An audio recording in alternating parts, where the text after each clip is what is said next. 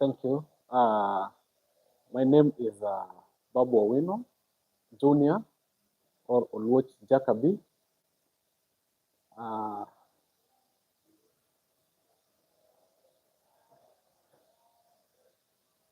Okay, fellow Gen Zs, I'm Olwoch Jacobi, aka Babu Owino Jr. I am an activist and an aspirant for the Member of Parliament, Embakasi East constituency. Thank you, and I wish it will be good time that we will be conversing this here at African Eyewitness together. Okay, I think there is a lot of you decided that after Babu Owino was the best choice for him to join or to take over. I think here in the nation of Kenya, I think we are at a very pivotal role where we have been faced with a lot of challenges. And as Generation Z, we have come at a juncture where we have decided that this mantle of leadership is not something that we are supposed to take us tomorrow, or was it not yesterday, but is today. Because we cannot actually still continue to confirm this, whatever we have witnessed all over the regimes that have been passing. And we are standing together and encouraging our fellow generation and the fellow youth. Let's stand together, register as a voter registration so that we can take this mantle and we occupy the 14th parliament. So that any bill that will be tabled in the parliament, any petty bill, we may pass it through in accordance and the catering of the well-being of the nation. The Embakasi is Babu Owino. What if Babu Owino decides that I'm now going to govern? Now I want to introduce this person to you for sponsor. Maybe he sponsor somebody, but for you, you think that can have a call? What is that person? This is political. Everything is political. So what is something that can happen? From there, Babu Owino tells people for Embakasi is Babu Owino is the day. Everybody in Embakasi loves Babu Owino. If Babu Owino stands today and says that now I'm supporting this gentleman, now giving the place, do you think it will be a betrayal according to you? It won't be a betrayal because Honorable Babu Owino is actually a man with wisdom. And whenever he discloses any issue or any or anything that pertains the leadership of Embakasi East constituency, or if he decides to support another candidate, then we will all abide by it. Because he has wisdom, he knows the state of Embakasi East and where it's supposed to go. Not only Embakasi East and all in the entire nation. Because Babu Owino is the leader that is actually expected and is the face for the people of all the entire nation. So any verdict that he closes, we can all agree with it, especially me. So what if he decides that now I'm not going for the Nairobi, then we will go for MP for the last time there. So will you still compete with him? I think if that is the case, then it could be something that is good because he have turned an Embakasi East. And the other day we have actually seen Babu Owino being actually announced as the best political and best MP, being number one in all the nation. And therefore, we cannot have any excuse to harbor an ambition to try to compete with Mheshimiwa Babu Owino. Then if that is the case, then I, as the aspirant and his younger brother, I can still support him for the second chance. So on your feet, you cannot run for the presidency. You can be able to take the presidency if Babu Owino is not available. If Babu Owino is not available, that's why I'm here as his brother, Babu Owino Jr. Is that not thing that maybe without okay. Is that one thing that You only learn from Babu Wino also, that not a political I am not relying on Babu Wino, but we are following the wisdom, the competence, and the knowledge that our Mheshimiwa has. And therefore, we are trying to follow his footsteps for us to get rid of the challenges that are facing the common mwananchi in Embakasi East.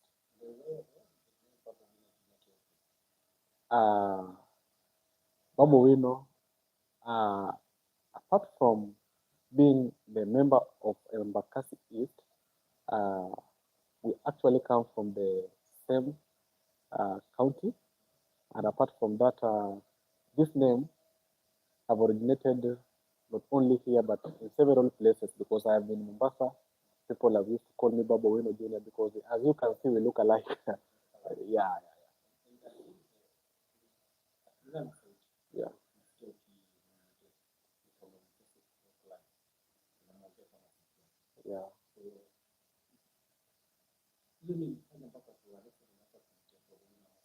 I think up to now, people should realize that Babu Wino is a leader that actually motivates everybody in this nation. And each and everyone would like to be like Mheshimiwa Babu Wino because of the consistency and the blueprint that he actually deployed in the Kenyan politics. Whenever he is in the parliament, whenever there is any law that is going to put the nation into setback, or it is irrelevant to the nation, he will come out clearly and oppose that bill.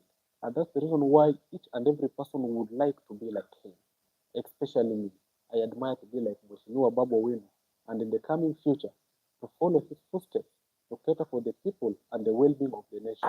And that's where we will take our nation forward well.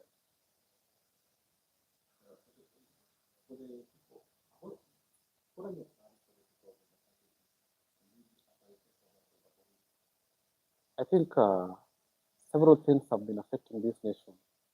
And one, it is poverty as usual. Number two, people deserve to have free education. Education will be my priority. It's actually enshrined in the constitution that there must be free education. Whatever we are confirming with the government of today, the money that's supposed to be catered for the people's education is being actually deflected. That's something that we will not encourage. Therefore, we want people to be educated well, and education will be my first priority. Will go to health sector, the drainage, and the environment must be conducive.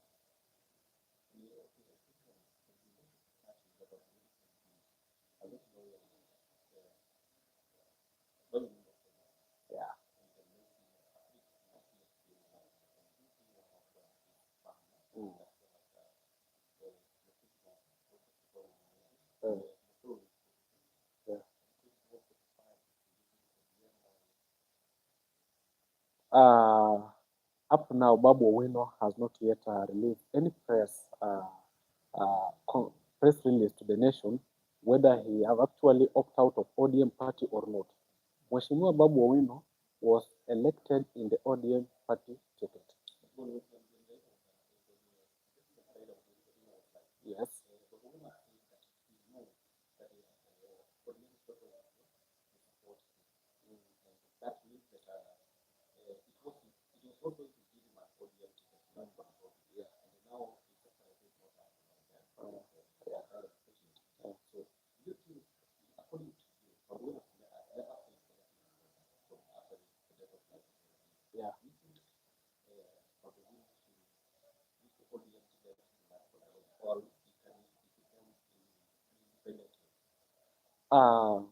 According to me, first, before I go to that, I will talk about this issue of ODM ticket.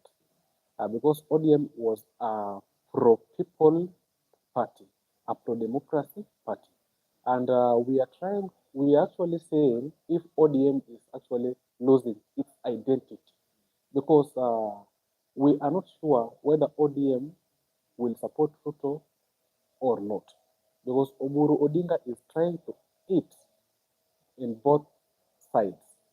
On the other side, he is on 2-term, and on the other side, is trying to lobby people, especially the young generation, to try to gain back into the ODM party ticket so that people may feel that the identity of ODM is still intact. And therefore, we have the old guards, like the likes of Nyong'o, the likes of James Orengo, that are trying to put the party in its optimum condition that cater for the people, the identity that cater for the youths, cater for every people in this nation. And we have the young leaders like Edwin Sifuna and the Babu Owino, which represent the grievances of the people and the young generation there very good in a positive situation. And therefore, we have the middle-aged people like Badi, people like Opio and I, who are trying to see this the chance that the 2-term, and we know that these are the people who were actually hanging on the RAILA's coattail, and now they are the people that are trying to see this chance that they are political orphans, and they want to join Ruto to be their political father without any terms and conditions. And up to now, we see the other day, Oburu Dinga say that ODM has no any negative issue with Mheshimiwa Babu Owino. So, according to me, Babu Owino should just vie with ODM ticket, because even if there is a nomination between Babu Owino and Edwin Sifuna, we know that, not Edwin Sifuna, sorry, but Johnson Sakaja, who is also trying to vie with an ODM ticket, we know that Edwin Sifuna cannot outsmart Babu Owino on the nomination race.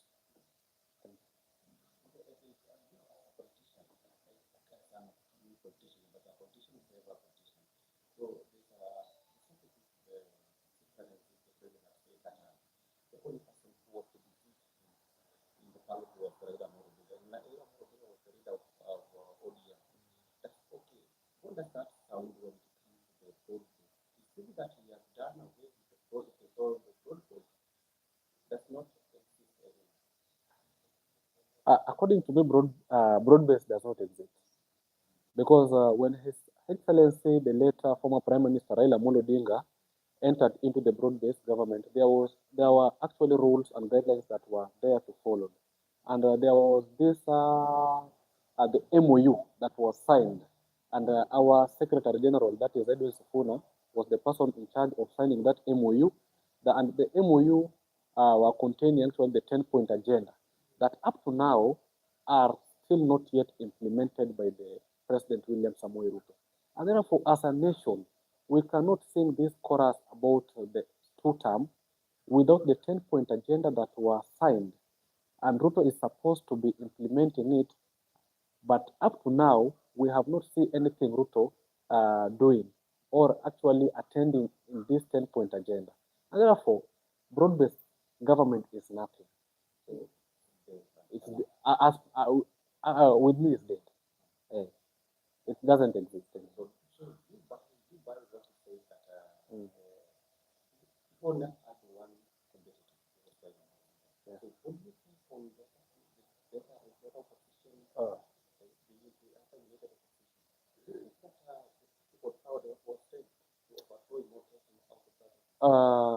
I think Mr. President William Ruto is trying to sell the PR.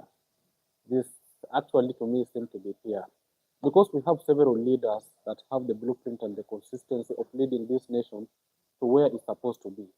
So it was very uncouth for the president to come in public and address the public that the person who was only to maybe to compete with me was Raila Amolo Odinga. Raila Amolo Odinga have been a political father to many people. Even me in my childhood, I admire Raila's tactics, Raila's design of politics. And that's the reason why we have that ambition and the blueprint that we actually occupy from Raila Amolo Odinga. And we have several youths. Even a person like Edwin Sifuna was a political son of Raila Amolo Odinga, has that vision, the blueprint, and the strength to compete with William Ruto and outsmart him very early in the morning. So that was a pity, uncouth, and reckless word, the talk, that the president must come to the public and address to release that statement with immediate effect because it was something uncool. Now, going back to the Embakasi issue, you have just said that you're fine for this was you have just said that you want to use the ODM ticket to get that. And what is the ODM? You like that time, right? Like dialect to some individuals. And what is the ODM? What is that narrative? It to be somebody a direct ticket, and unfortunately, it just lands to somebody who is not you. So do you think you want to continue with your ambition and with your vision of continue to have that another ODM ticket? Whether we have been granted, especially me granted ODM ticket or not, I think that cannot be an issue that may despite that vision for me to vie for the Embakasi East, the Embakasi seat, Member of Parliament. I think we have several issues that are affecting our political parties.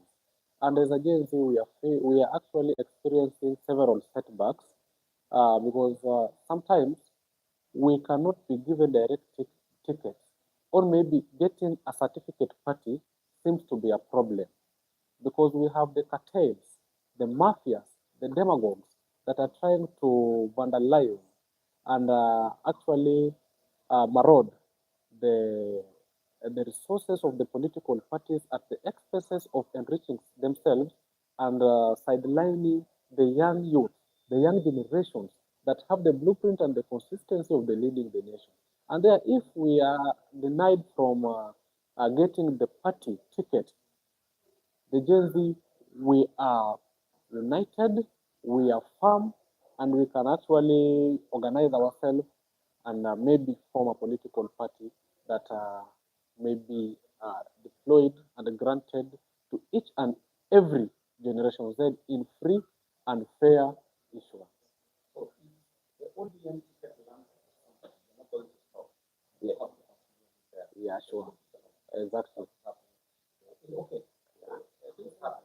What is that plan to have the MPC how is that? If the election will be held in a free and fair manner and then accountable, then the victory, if not in my side and in my competitor, then we will agree with the victory. And if not, I think we have the rules that if there was an opaqueness in election, then we can file a petition on the relevant institution, that is the courts of law, and the issue may be sorted. Yeah.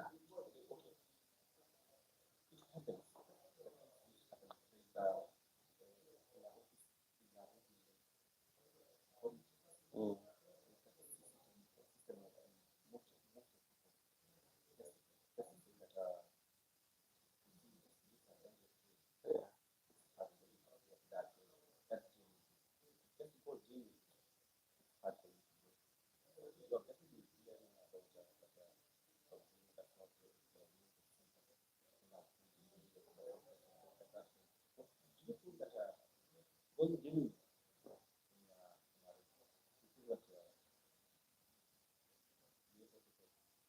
Yeah, as you can see, the way I am a Gen Z, and that means everything is possible. I can have that seat because we are united. A Gen Z, who told you? Who told you that? Who told you? I think the Gen Z, if you glance at the voter registration or the voter turnout as per now, 70% are from the Generation Z. And so these things of underrating the Generation Z is something that is very unfitting. And I think in my view, I can see it as a destitute of meritocracy. Because the Gen Z are the people who are pulling this chant that this man, William Ruto, is not supposed to go again in that power. And they're actually saying if it is possible, this man can just start packing his goods and move out of the state house, or in other words, to relinquish himself from that seat. And this means that the JV is registering in a high number. So I don't see any excuse of people underrating the Generation Z. We are registering.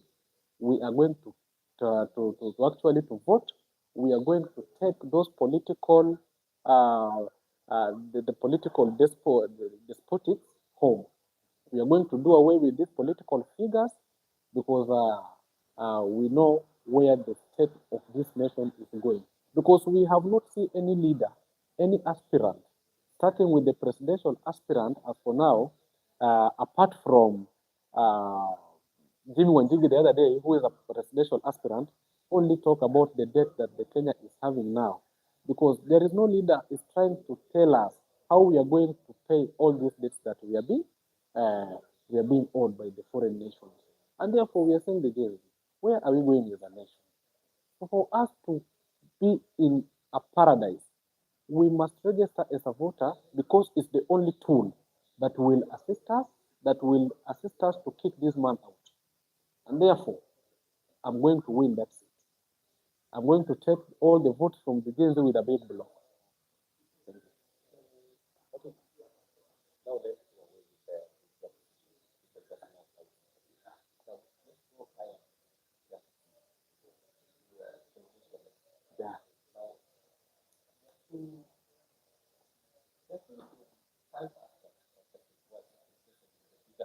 Yeah. Yeah.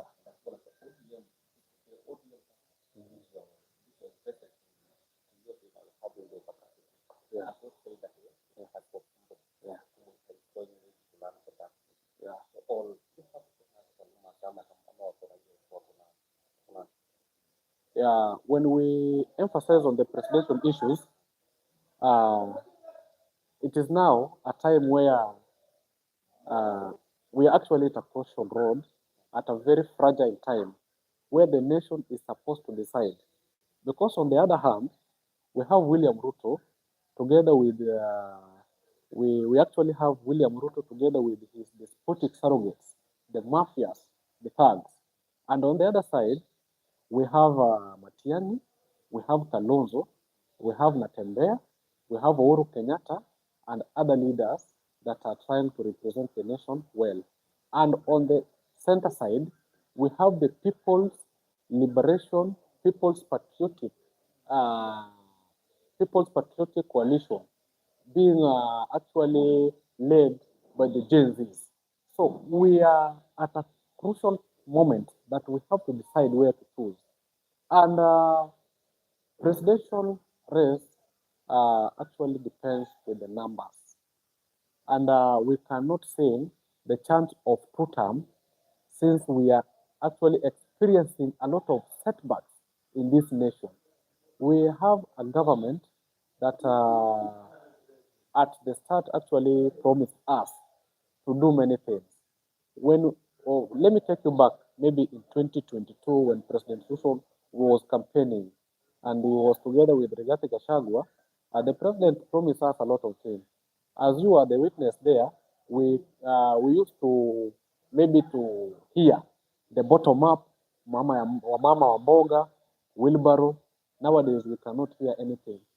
The only thing that we confirm today is the affordable housing, and where there is no any procedure whether that affordable housing maybe you can afford it or I can afford it.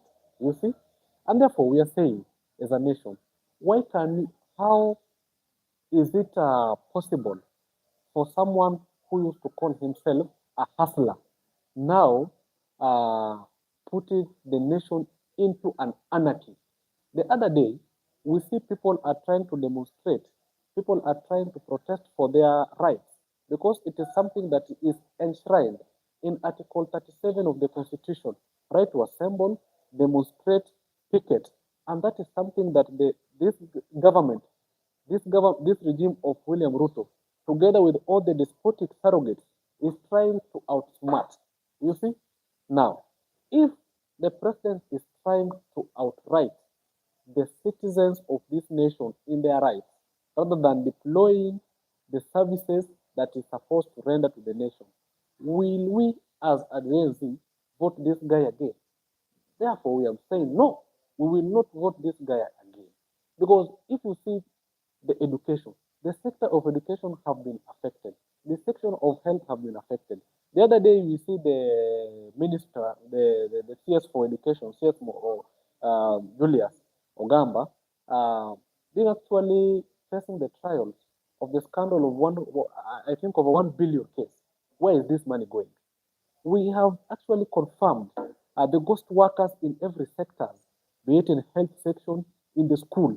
We have seen the classes with the ghost students, and the money is being allocated to these dockets. Where are they taking this money? And therefore, we have said we want to deal with these political forces. It's time for the Generation Z now to take this mantle and lead the nation to the optimum condition. The nation where every citizen gains. Every citizen actually gain in the disbursement of resources.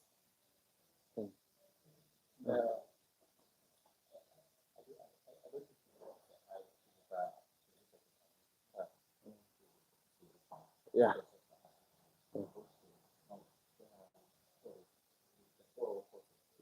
Yeah. Yeah. Yeah.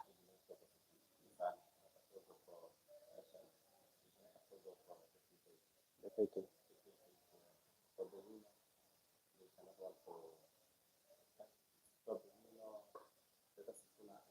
I didn't ignore it. Yeah. Yeah. Yeah. So,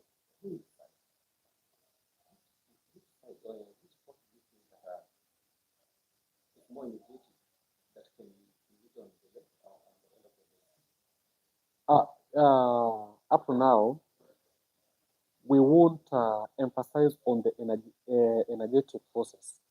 Because there are some forces here, if you disclose, to me is incoherent, are unpalpable, as you can see.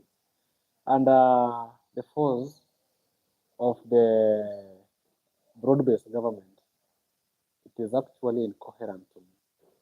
It is totally incoherent, not only to me, but to all entire nation. It is unpalpable because this force of the broad-based government, it is unfamiliar without the 10-point agenda that was signed by His Excellency RAILA Odinga. Because whenever we are trying to question the government, where the government has been wrong, you will face several setbacks. You will see Gens being abducted, others being tortured, and the people who have been abducted, we cannot see where they have been gone. People are being taken to the central police station, but they are not sure if they will actually walk out of that space whenever they are alive. And therefore, that force is the force that is putting the nation into a state of anarchy. We cannot go with that force again. And when maybe if we enter into the force of Rigathi Gachagua's life, if Rigathi Gachagua want maybe to assist the nation to get the victory, assist the nation to be in a state of optimization, and therefore he must preach inclusivity rather than reconnaissance. Article 10 of the Constitution actually talks about dignity, equality, and fairness, patriotism to all parts of this republic. Also talks about non-discrimination. Therefore, no ethnic group in this nation is supposed to be discriminated, and they're supposed to get equal from the government, because everybody is a taxpayer. And therefore, if you see somebody calling himself a leader or an opposition leader coming in the public and say that we are going into a power sharing arena, whereby Kalonzo is supposed to get 50%, not Kalonzo, I support to get 50%, take it to Mount Kenya. Therefore, what about the other ethnic tribes? What about the other parts of the nation that are supposed to actually gain from this government? So if you're taking that, then that means that you are not qualified to be a leader in this nation. And therefore, that's the reason why we say Kalonzo should not listen to anyone. Kalonzo is supposed to listen to the challenges that the ground is facing, challenges that the common mwananchi is facing, and put them in the table and be in a meeting to himself. If we do this and this, the nation will be at a good condition. You see? And therefore, that's the reason why we say we are trying to lobby people to rally behind Kalonzo and lobby the Generation Z to register more as a voters so that come 2027, in the 14th parliament, we should be the majority. We should be the majority.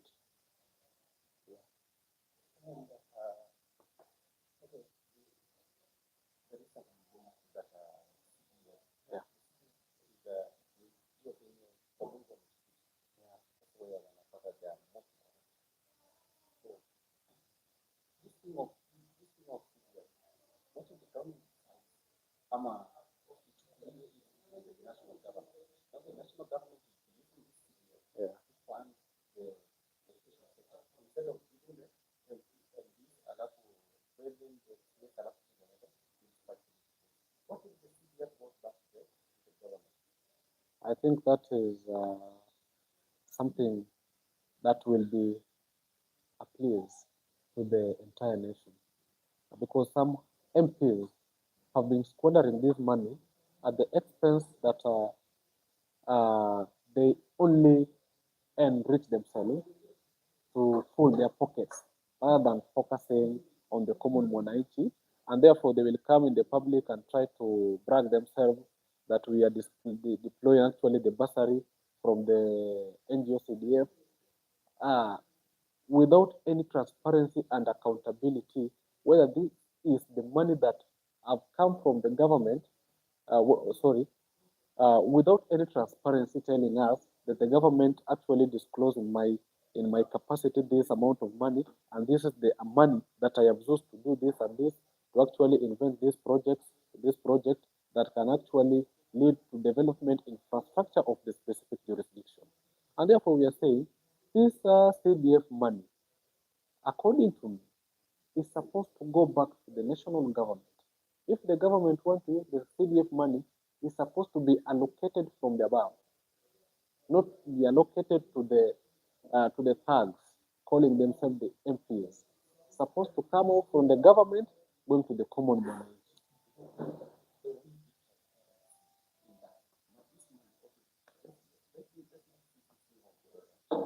Yeah.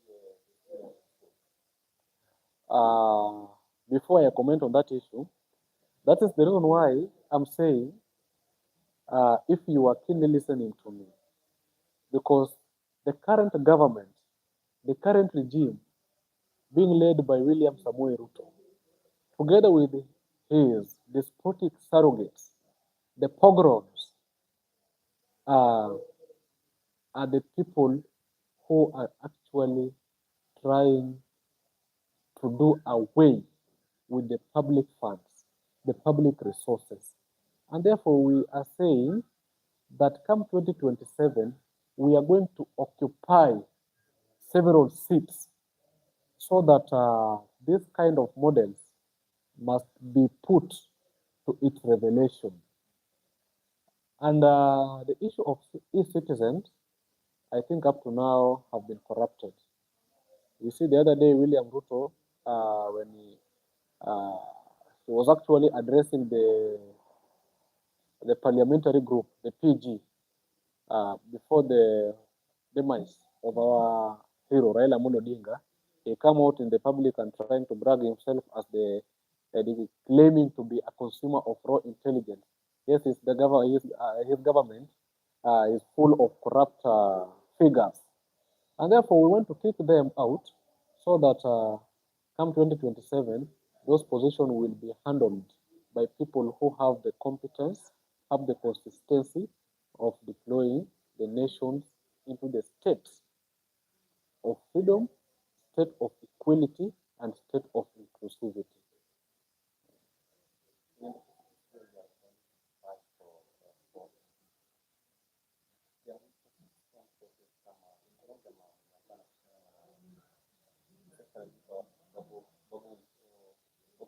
Yeah.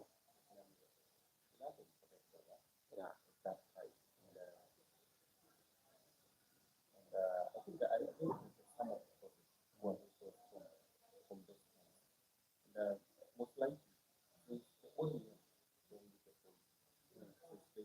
very big like that's what kama nakumbuka yeah.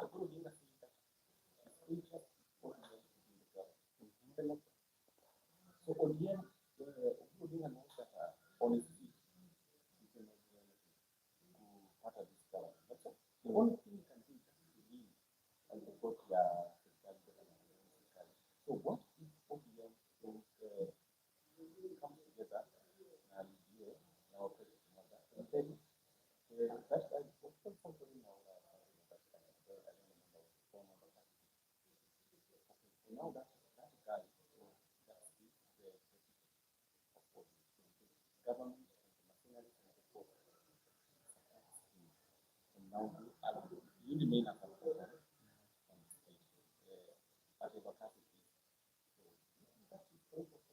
I cannot remain an orphan at the Embakasi streets as long as I have the priority that the common mwananchi of the Embakasi East is deserving. The main manifesto, my main agenda, will act as a tool that will actually made me to reach the victory. So the issue of ODM maybe merging with UDA, I told you at the start of our interview that Oburu Odinga is trying to benefit from both sides. He's not sure whether the ODM is going to support the broad-based government come 2027. And actually, he has already noticed that the ODM is trying to lose his identity as a pro-democracy, a pro-people's party. And that's the reason why he's trying to lobby the youth to take them back into the party so that the party can gain its credential identity for it to survive.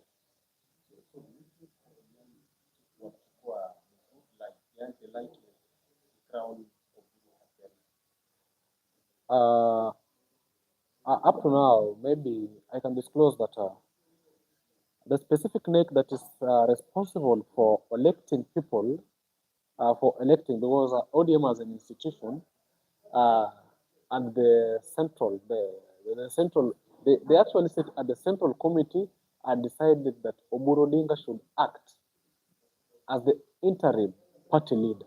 But there was no any place that the NEC decided that now Oburu Odinga should be the party leader.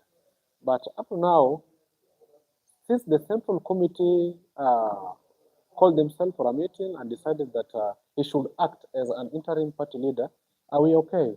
As long as he is acting in positions, in position and in the relevant way that the people and the common Wananchi is actually deserving, representing the grievances of the Wananchi at the level that is reasonable, then we are okay with the Oburu Odinga.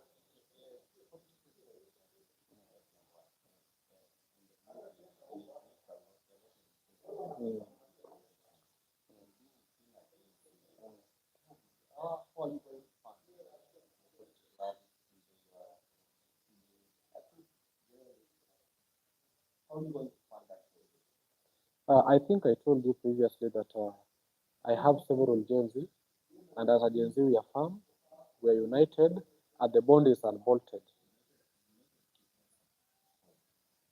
In terms of financially, I can say that currently I'm financially dwarf, but we as the Generation Z, That is not a big problem. We are united and we can fund our fellow Gen Zs in the entire nation.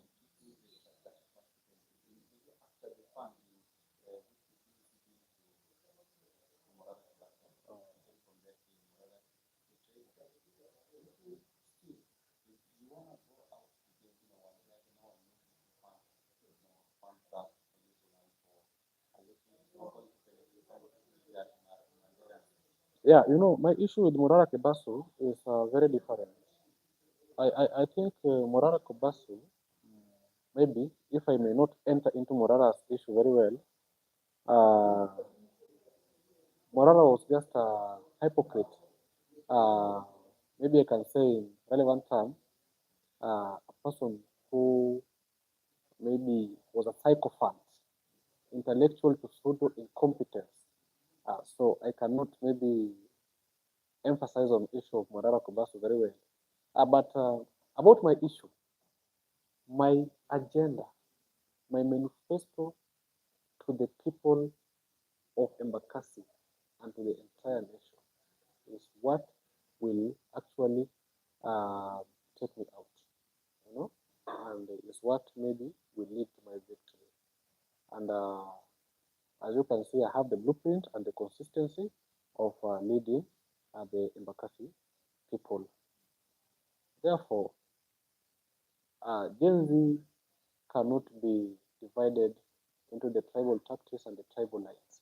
And therefore, I'm very proud and I'm very sure and I'm very optimistic that things are going to be well.